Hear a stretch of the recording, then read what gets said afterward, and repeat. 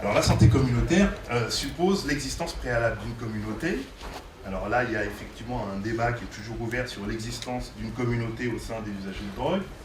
C'est pour ça que le milieu festif techno, lui, a moins de problèmes avec ce concept, parce que c'est une communauté objective. Il y a, dans cette question de la santé communautaire, la question adjacente du bénévolat, parce que qui dit communauté dit effectivement beaucoup plus de facilité à impliquer des gens dans un cadre non professionnel, et qu'ils le font pour des résultats en termes de vie, en termes de soutien, y compris de leurs voisins. C'est pour ça que ce concept est vachement plus adapté aux sociétés anglo-saxonnes. Moi, je l'ai vu par rapport aux communautés noires américaines ou portoricaines. C'est vrai que quand l'usage de drogue pose un problème dans le voisinage, dans la famille, et que la réduction des risques est vendue comme un outil qui réduit les risques au niveau du voisinage et de la famille, tu ne fais pas bosser les gens. Les gens prennent en charge un certain nombre de choses, y compris d'ailleurs de l'échange de seringues, en tant que père, voisin, proche, et la question du salariat ne se pose absolument pas.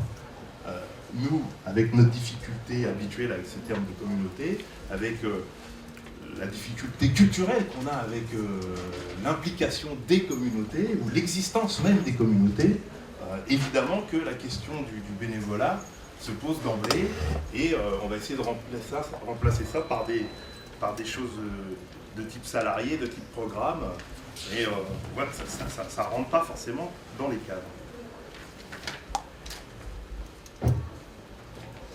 Alors, éducation par les pairs, peer involvement,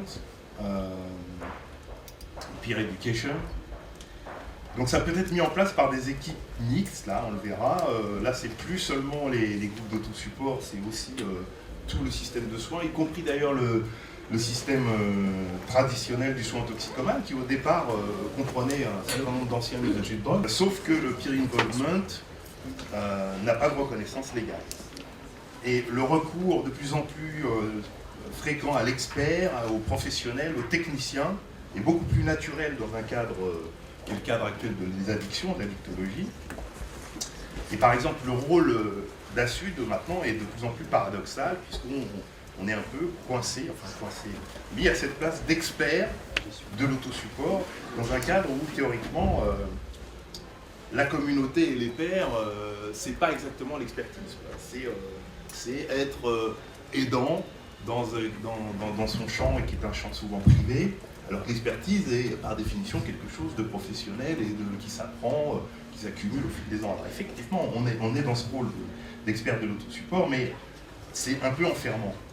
L'éducation à la santé ou éducation thérapeutique. Alors le point positif, c'est que c'est un espace reconnu et balisé par la réglementation.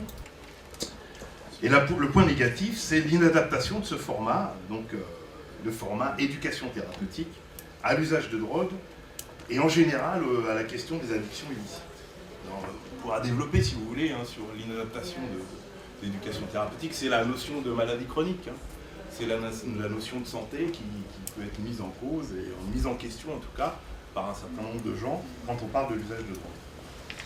Et la question qu'on peut poser initialement, qui va couvrir tout le débat, c'est que cette particularité institutionnelle, est-ce qu'elle invalide pas le développement justement du peer support, c'est-à-dire le fait qu'on soit coincé dans encore une fois, entre guillemets, dans cette éducation thérapeutique, dans cette représentation de maladie chronique, par rapport à quelque chose qui était plus basé au départ sur l'expérience de vie, voire sur la remise en cause d'un certain nombre de présupposés politiques, comme la stigmatisation ou la criminalisation de l'usage de drogue.